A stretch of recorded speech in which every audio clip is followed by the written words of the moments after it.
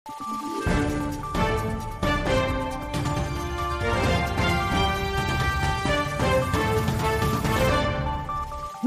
araw, Pilipinas! Ito ang Valiente News hatid sa inyo ng Office of the Vice President.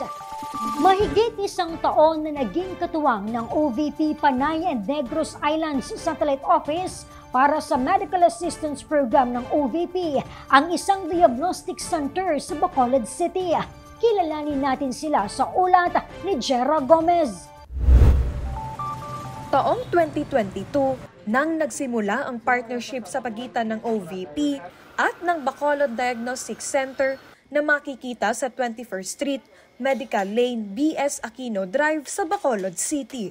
Mostly yung mga patients na ina-avail nila, yun nga yung mga laboratory, blood work, CBC, yung usual po talaga na basic na pinapakuha ng doktor. All over Negros, makikater po talaga namin and usually yun nga, referral po from mga LGUs basta dito sa Negros.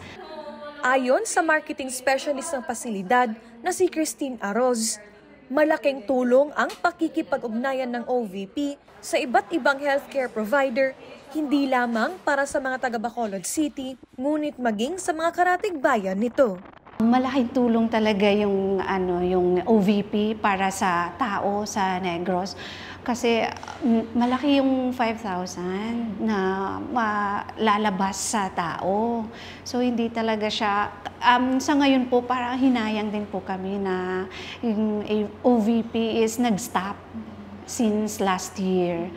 Ang Bacolod Diagnostic Center ay itinatag noong 1999 at isa sila sa 76 sa mga pasilidad na naging katuwang ng OVP Panay and Negros Island Satellite Office sa paghatid ng tulong medikal sa nangangailangang Pilipino sa loob ng ilang taon.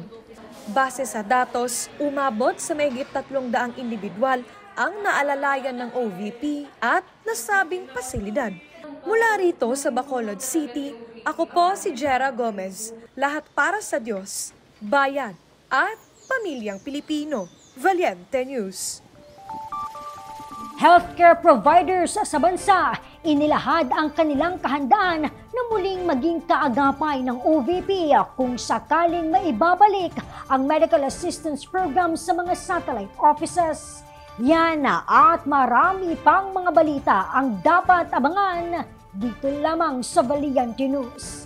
Ako si Claudette Loreto para sa makabuluhan, naninindigan at matapang na mga ulat at impormasyon. Maraming salamat.